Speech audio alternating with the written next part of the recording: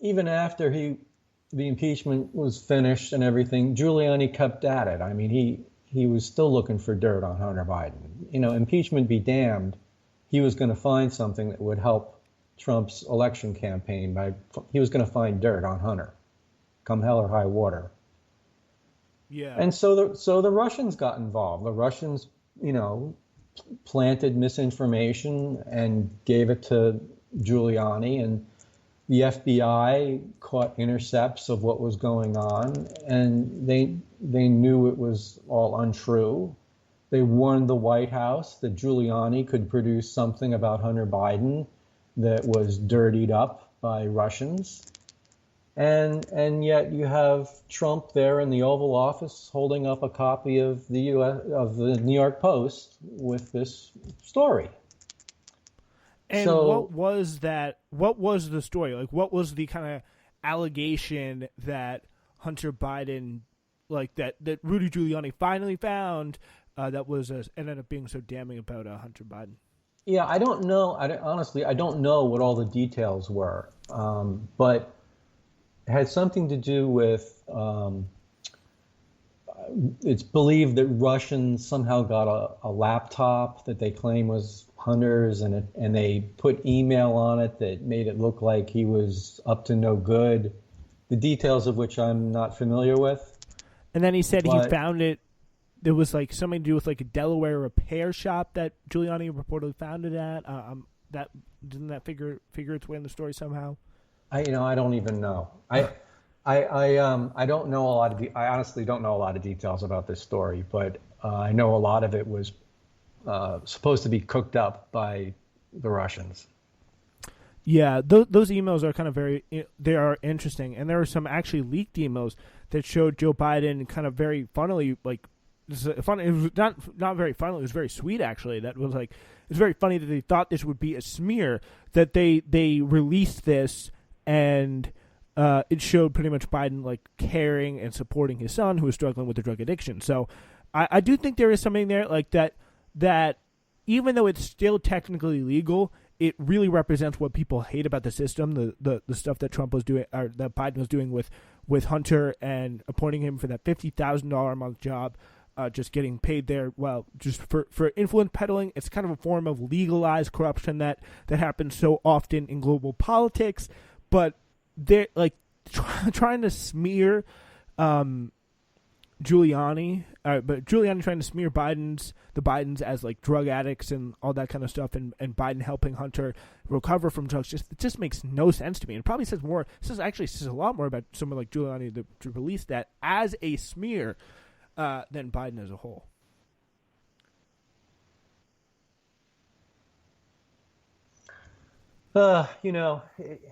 Politics is really a disgusting business.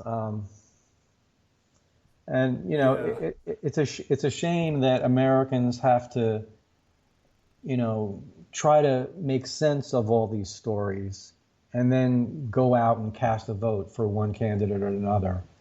And it's just, it's really unfortunate. That's all I can say. Yeah, it is a very, very tough media landscape out there, that is for sure. And it really was made all the more complicated, I think, by Twitter's response to this story. Though the story was riddled with holes, Republicans swiftly latched onto it as an affirmation of the conspiracy theories they've long been peddling about the Biden family in Ukraine. And again, a lot of this stuff, like, it's just typical Washington kind of swamp BS that I think you see Biden doing here with this appointment. The publication also faces criticism that some who feared the story was designed to kind of, again, spread disinformation, as you mentioned, Glenn, about the 2020 presidential elections. Like, I don't get the need to, like, fabricate and paint this grand... Like, there's so much you can do with the stuff that's already right there in front of you if you're the Trump campaign. So, as users began to share the story on Twitter, the company responded by banning the URL before being tweeted, therefore limiting how many people could read it. The company locked the Trump campaign's official Twitter account after it referred to the New York Post story. White House spokesperson Kayleigh McEnany's account was also suspended. Facebook's response to the New York Post article was also similar. The company said it would restrict the reach of the article until its platform until a third party checked its contents. However, the article was shared nearly 30,000 times on the platform following Facebook's announcement, Business Insider's Paige Leskin reported. It wasn't until Thursday that Twitter explained itself, saying that it banned the article for violating its policies around how hacked materials are shared. And again, I think that to me is really the most disturbing part, because there are definitely deep problems with the story. Everybody kind of knows it. But if you're going to let a tech company just decide what information can't be hacked and placing limits on hacked materials, that's where I think you get into really deeply scary authoritarian territory.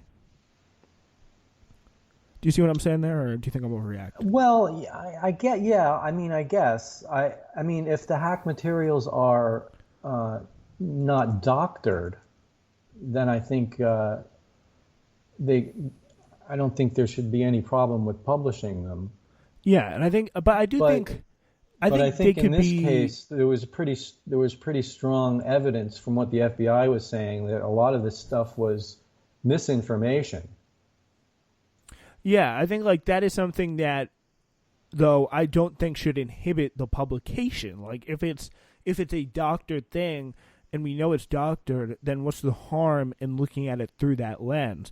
I think I just don't trust the kind of just deceitful body, I'd say, in general. If you look at the history of the FBI, they aren't always the most ethical and honest actors. And if I just trust them to like say this information is doctored and just take their word for it without seeing it myself, I don't know if that's the best course of action. Yeah, I don't know. I just think that at some point you have to trust somebody, and in this case, I do trust the FBI. I don't know. It's kind of like. You just have to kind of make a call on it, you know. I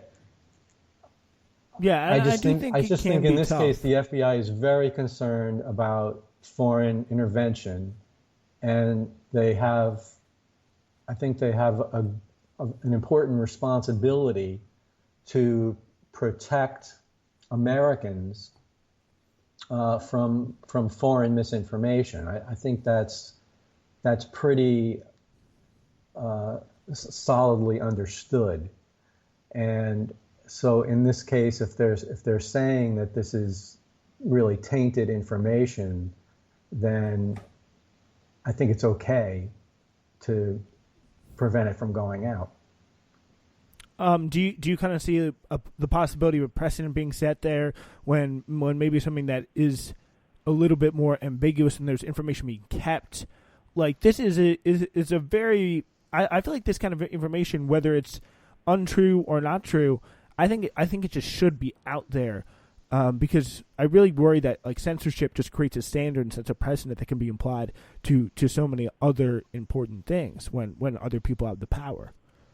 Yeah, I mean it's a good point, and it's not cut and dry. I mean the whole decision by BuzzFeed to publish the Steele dossier fell into that category as well, right? Because we didn't know if the stuff in that dossier was true or not, and yet they went ahead with it, and so that could have been, I mean, and it turned out that a fair amount of it didn't check out. Mm-hmm. So there's definitely a responsibility on this part of the press. I mean, BuzzFeed did, say that this was all unverified information in their lead. Yeah, I think that's important. I guess there's responsible ways to do things, but once you start putting stuff out there and it starts seeping into the American consciousness, damage can be done whether it's true or not. Yeah, I do think that, like, I think it's all definitely worth kind of calling out people for not putting the appropriate context in there. But again, I would just rather have more ideas out there than less ideas. Like when you kind of start to limit this stuff in such a strong way, and we see that so much power can be exercised in kind of limiting these ideas, it really just makes me nervous about what area that can go. But I do agree with you there. For certain context is important. I do want to get now to some kind of international election news. A big day in the American South, in La Paz, Bolivia. From the sweltering jungles to the high Andes, Bolivians today are casting their ballots in a tense election environment, pitting the socialists who ran the country until last year against a range of opponents seeking to thwart their return to power. And it is really tense there in Bolivia, guys. It's been a much delayed elections replay of last year's contest. The vote ended with longtime socialist President Evo Morales fleeing to exile. His opponents alleged electoral fraud and supporters decried a coup. And again, this is just not really, I don't think, a area for equivocation. I think it's pretty clear that this was kind of a coup being put on by really the Organization of American States declaring a fraud and then giving it kind of a signal to very, very far right-wing violent groups in Bolivia that have since kind of taken control. Janine Áñez is the current leader. She pushed that back, kind of quote-unquote, due to the coronavirus. She pushed voting back on the next election. She is, again, never was elected, never really actually ended up getting any popular support, and is not running for a second term because the pressure, again, was too great. And then she finally, after a year, it was supposed to be like a few months, she would have democratic elections once again. Right now, it's Carlos Mesa, I believe, against Luis Arce. Luis Arce is Evo Morales' kind of protege. Evo Morales is still, again, in exile due to the violent right-wing government in place. So centrist former President Carlos Mesa is running again. And then the right-wing nationalist Luis Camacho is also. Fears have run high of a repeated violence of last year that saw mobs burn down ballot boxes, but early voting hours of Sunday appeared largely calm. Right now, votes are coming in very, very slowly. It's going to take days, and oftentimes we see the rural votes are going to be the last to counted.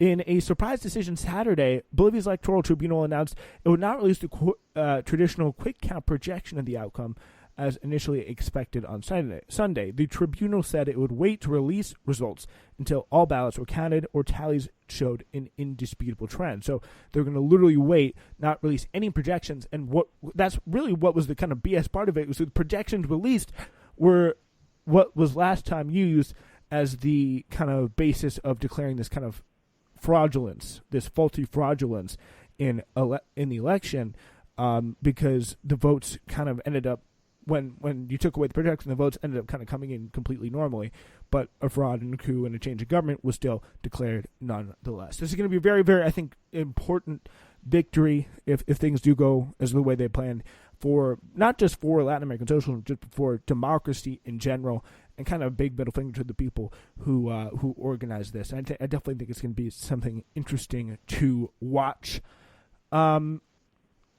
As like this stuff it's going to be continuing to happen. I really just don't think it gained enough coverage. And for the past year, I've tried to cover it as much as I can here on Newsflash. That pretty much. We'll keep you posted on the results later in the week, but that pretty much concludes Newsflash. Glenn, thank you so much for joining us here today. Really, really do appreciate it. And yeah, hope to have you back again soon. Thanks for having me. All right, that is all we have for you today. We are again working on that new series, and we will have a new episode of Newsflash later this week.